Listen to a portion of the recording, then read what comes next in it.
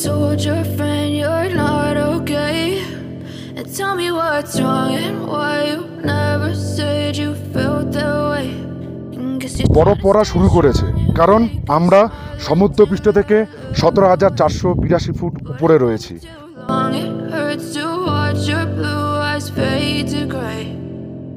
World highest movable post of army এই পাংখেই অবস্থান করছে। কেরালা থেকে অটো নিয়েই লাদাখ ঘুরতে এসছে। ভাবো লাদাখের ক্রেজটা কোথায়।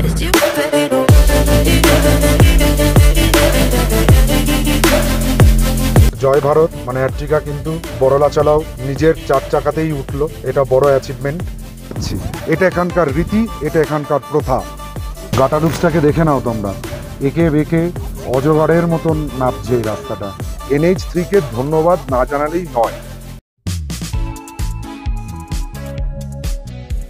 শুরু যখন যাত্রা করেছি শেষও করতে হবে। আমরা আমাদের এই জান্নাতে কাশ্মীর আর চলো যাই লে লাদাখের সিরিজের একদম অন্তিম ক্ষণে দাঁড়িয়ে আছি। তো হ্যালো জনগণ, কেমন আছো তোমরা? আমি অর্পণ, সাথে বরুণ ক্যামেরায় তোমাদেরকে ট্রাভেলার্স ডায়েরির আরও একটা ভিডিওয় স্বাগত। থিক্সে মনেস্ট্রির ঠিক সামনের একটা পেট্রোল পাম্পে আমরা দাঁড়িয়েছি গাড়িটাকে রিফিল করার জন্য। এটা হচ্ছে লেতে আমাদের লাস্ট ডিজেল রিফিল। এখানে আগেও দেখিয়েছি, আবারও বলছি, ডিজেলের দাম 87 টাকা প্রতি লিটার আর পেট্রোলের দাম 101 টাকা প্রতি লিটার। আমরা আজকে এই লেকে টাটা জানিয়ে চলে যাচ্ছি কেলং, মানে আমরা ব্যাক করছি NH3 ধরে সোজা মানালির দিকে, এবং NH3 হচ্ছে লে মানালি হাইওয়ে। চল আমরা এই যে NH3 এর কিরাম কন্ডিশন আছে, শুনেছি খারাপ আছে, তা আমরা কিরাম পাচ্ছি না পাচ্ছি। আর একটা আমাদের হাই অল্টিটিউড পাস পেরোতে হবে বারালাচলা, সেটাও আমরা পাস করবো আজকে। সমস্ত কিছু তোমাদেরকে দেখাচ্ছি যেতে যেতে তোমাদের সঙ্গে কথা হচ্ছে। আমরা এই মুহূর্তে পেট্রোল পাম্প থেকে গাড়ি রিফিল করে নিয়ে চলে এসেছি খারুর মোড়। খারুর মোড় থেকে ডান দিকের রাস্তাটা ধরবো আমরা আমাদের গন্তব্যের জন্য, আর বাঁ দিকের যে রাস্তাটা চলে যাচ্ছে এটা কিন্তু চলে যাচ্ছে প্যাংগং লেকের দিকে। এর আগের দিন আমরা ওই রাস্তায় সোজা গেছিলাম, আর আজকে আমরা ডান হাতে যে রাস্তাটা রয়েছে সেই রাস্তা ধরে সোজা এগিয়ে যাচ্ছি মানালির দিকে।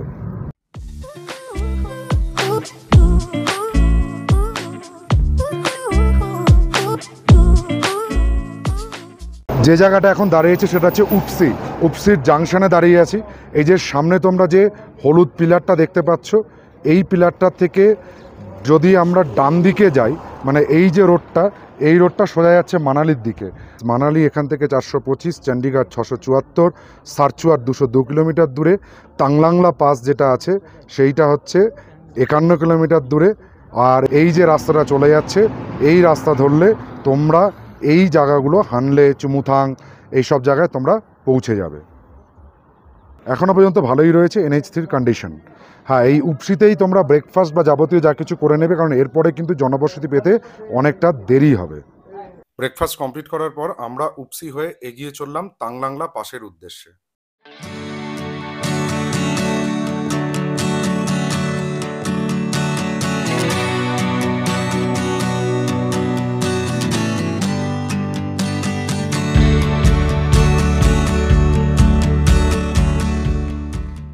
আবারও ব্যর্থ জয় ভারত। এখন পাপ্পু এই আমাদের জয় ভারতকে টো করার জন্য দড়ি বাঁধছে সামনের ট্রাভেলারে।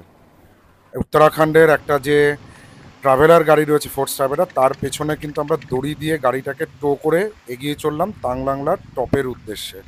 সত্যি মানে চারিদিকে বরফ পড়ে আছে, প্রকৃতিটা এত সুন্দর, এত কিছু, এটা কিন্তু উপভোগ করতে আমরা পারলাম না সেইভাবে, বা পারছি না এই মুহূর্তে। কারণ জয় ভারত পর নির্ভরশীল হয়ে, মানে অন্য একজন তাকে টেনে নিয়ে যাচ্ছে আমাদের তাংলাংলার টপের উদ্দেশ্যে। কি বলবো, খুবই খারাপ লাগছে এই মুহূর্তে। একটু উদ্বিগ্নতার সাথেই বা একটু চিন্তা নিয়েই আমরা উঠছি তাংলাংলার টপে। রাস্তার কন্ডিশনের কথা যদি তোমাদেরকে বলি, তাহলে তাংলাংলা আসার ওই 2 কিলোমিটার আগে পর্যন্ত রাস্তা কিন্তু খুব সুন্দর ছিল, একদম ঝাঁচকচকে। আর গত রাত্রে বৃষ্টি হয়েছে, বৃষ্টি হওয়ার পরে দেখো বরফ পড়ে রয়েছে, চারদিকে দেখতে পাচ্ছ বরফ পড়ে রয়েছে। এর জন্য কী হয়েছে, এই শেষের 2 কিলোমিটার রাস্তা মানে টপ পর্যন্ত আসতে, সেই রাস্তার কন্ডিশন কিন্তু খুবই খারাপ, মানে একেবারে গর্ত সংকুল রাস্তা রয়েছে, কাদা রয়েছে। চলো একেবারে তোমাদের সঙ্গে টপে গিয়েই কথা বলছি। অ্যাট লাস্ট আমরা ট্রাভেলারের পিছনে বেঁধে এসে পৌঁছালাম তাংলাংলা টপে। বরফ পড়া শুরু করেছে কারণ আমরা সমুদ্রপৃষ্ঠ থেকে 17,482 ফুট উপরে রয়েছি। আর কোন জায়গায় আছি? Tanglangla, one of the most highest পাসের মধ্যে পড়ে তাংলাংলা। 17,482 ফুট উপরে রয়েছি। আমাদের জয় ভারত কিন্তু প্রায় 17,000 ফুট উপর পর্যন্ত চলে এসেছিল, তারপরে প্রবলেম করেছিল। এই মুহূর্তে দাঁড়িয়ে এই দেখো সামনে একটা হিমাচল প্রদেশের ট্রাভেলার গাড়ি দাঁড়িয়ে আছে। সে আমাদেরকে দড়ি দিয়ে গাড়িটাকে টো করে আনতে সাহায্য করেছে এই তাংলাংলা পর্যন্ত। এই জায়গায় দাঁড়িয়ে একটা কথাই আমার মনে পড়ছে যে জানি না ভগবান কী রূপে থাকে, সব রূপেই থাকে। আজকে এই ভাই কিন্তু হিমাচল প্রদেশের এই ড্রাইভার দাদা আমাদেরকে হেল্প না করলে আমরা এই তাংলাংলায় পৌঁছাতে পারতাম না। ঠিক আছে, প্রচুর বরফ বৃষ্টি শুরু হয়ে গেছে, বেশিক্ষণ দাঁড়াবো না, আমরা চলে যাচ্ছি আমাদের গন্তব্য কেলংয়ের দিকে। চলে এসো। তাংলাংলা আমরা বেরিয়ে চলে এসেছি। বেরিয়ে চলে আসার পর যে জায়গাটা দিয়ে পাস করছি, এটা আমার তো মনে হচ্ছে সেই আমরা ক্লাস 8-এ যেরকম পড়তাম ভূগোল বইয়ে ছবি ছিল যে পামির মালভূমির ছবি, সেই রকম টাইপের লাগছে জায়গাটা দেখতে, সত্যি ভালো লাগছে। আর ওই একটা কথাই মনে পড়ছে, যা নেই ভারতে তা নেই ভূভারতে। সত্যিই তাই, একই ভারতের মধ্যে কত বৈচিত্র্য, কত কিছু। এই জন্যই হয়তো মানে আমরা বলে থাকি ইউনিটি ইন ডাইভার্সিটি, নানা ভাষা, নানা মত, নানা পরিধান, বিবিধের মাঝে দেখো মিলন মহান। এটা খালি মানুষের মধ্যে নয়, প্রকৃতির মধ্যে রয়েছে, নেচারের মধ্যে আছে। একই দেশ, একই আসমুদ্র হিমাচল, আমরা একদম উত্তরে রয়েছি, দক্ষিণে গেলে সমুদ্র থাকছে, আর জঙ্গল, মরুভূমি সমস্ত কিছু রয়েছে।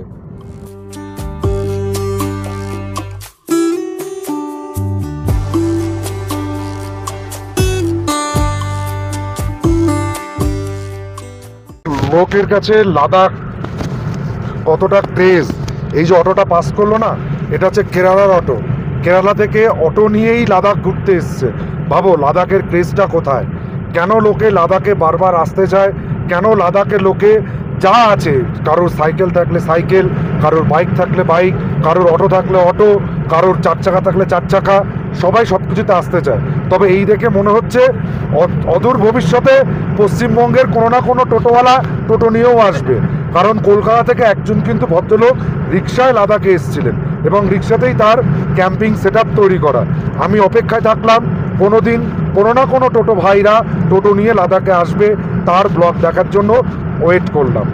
যাত্রাপথে একটা কফি ব্রেকের জন্য দাঁড়ালাম। ঠান্ডা আছে, কফি চা এগুলো খেতে হয় মাঝে মধ্যে, তো কফি ব্রেকে দাঁড়ালাম। আর কোথায় দাঁড়ালাম? এই নাম না জানা এক নদীর ধারে, সমুদ্রপৃষ্ঠ থেকে 15,280 ফিট উপরের একটা গ্রামে। এই গ্রামটার নাম হচ্ছে পাং। আর এখানের বৈশিষ্ট্য জানো, এখানে কিন্তু ওয়ার্ল্ডের highest movable army base camp হচ্ছে এই পাংকেই। লাদাখে কিন্তু অনেক রেকর্ড লাদাখ করেছে, highest motorable pass, second highest motorable pass, ঠিক সেই রকমভাবেই কিন্তু world highest movable post of army এই পাংকেই অবস্থান করছে। চলো এই পাংটাকে দেখো, পাংকের পাহাড়ের সৌন্দর্য দেখো, একটা রুক্ষতার ভেতরেও যে সৌন্দর্যটা লুকিয়ে আছে সেটাকে দেখো তোমরা, চারপাশ উপভোগ করো। আমি উপভোগ করছি আর তোমরা উপভোগ করো আমার মাধ্যমে, আমার এই ট্রাভেলার্স ডায়েরির ভিডিওর মাধ্যমে। দ্য পাং ভিলেজের পর থেকে কিন্তু রোডের কন্ডিশন খারাপ, কারণ হচ্ছে এখানে বিআরও রোড এক্সটেনশনের কাজ করছে, মাটি পাথুরের রাস্তা রয়েছে, এইখান দিয়েই কিন্তু যেতে হবে। এই রোডটা কিন্তু এই জায়গাতে এরকমই রয়েছে, অনেকক্ষণ ধরেই কিন্তু এই রোডটা আমরা চলছি। চলো দেখি, এগিয়ে যাই সামনের দিকে, আবার যদি ভালো রোড পাই। আর বাঁদিকের এই পরিবেশটা একবার দেখে নাও, পাহাড়ের কারুকার্যগুলো দেখো একবার। এই হচ্ছে প্রকৃতি, নেচার, মানে হচ্ছে যে শিল্পী, যে প্রকৃতি যে কত বড় শিল্পী তার পরিচয় কিন্তু এসব জায়গাতেই দেখতে পাওয়া যায়।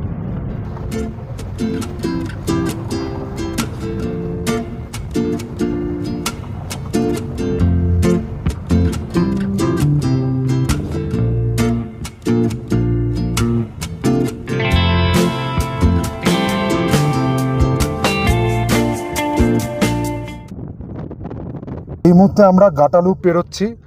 আর সত্যি কথা বলতে একটু আগে আমরা নাকিলা টপ ছেড়ে এসেছি। নাকিলা টপের উচ্চতা ছিল 15,646 ফুট সমুদ্রপৃষ্ঠ থেকে।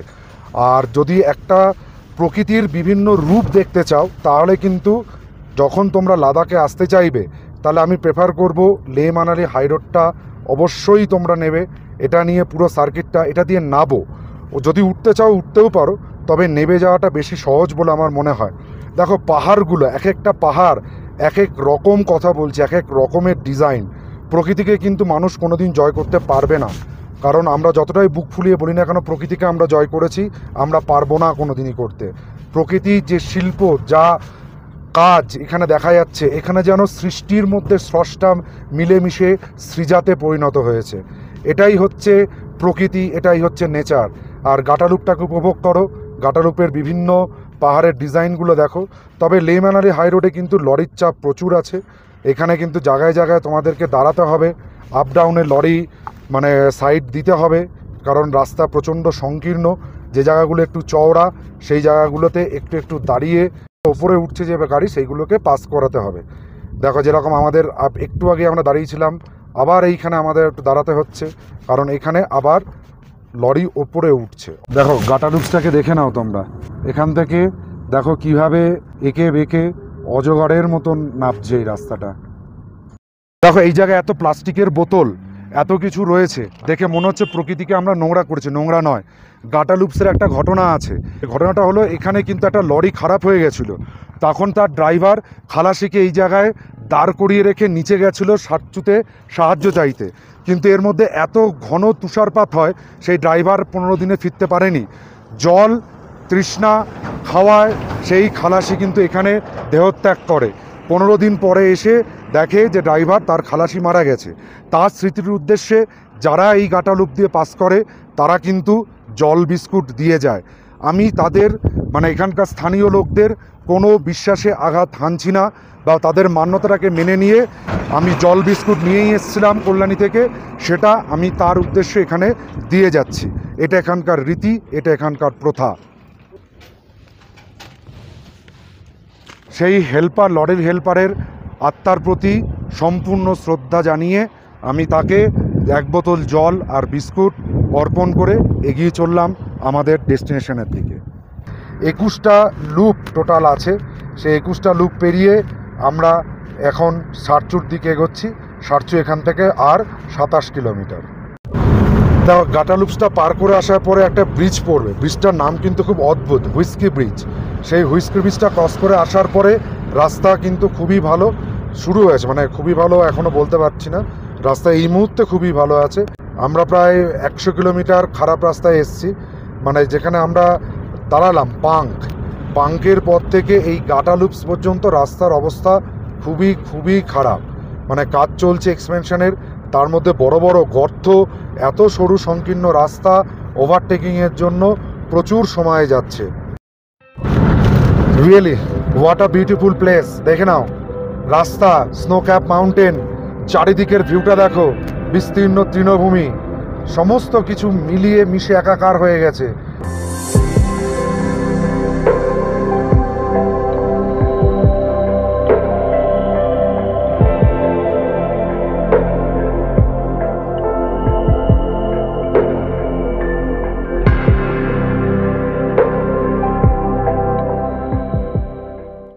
দেখো এই মুহূর্তে আমরা সারচু ভিলেজে ঢুকলাম।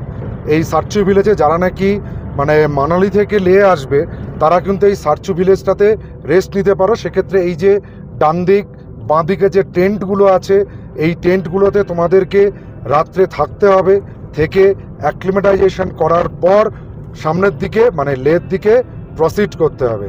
এটা হচ্ছে সারচু ভিলেজ। প্রচুর রেস্টুরেন্ট আছে, প্রচুর হোমস্টের ব্যবস্থা আছে। হোমস্টে মানে টেন্ট আছে।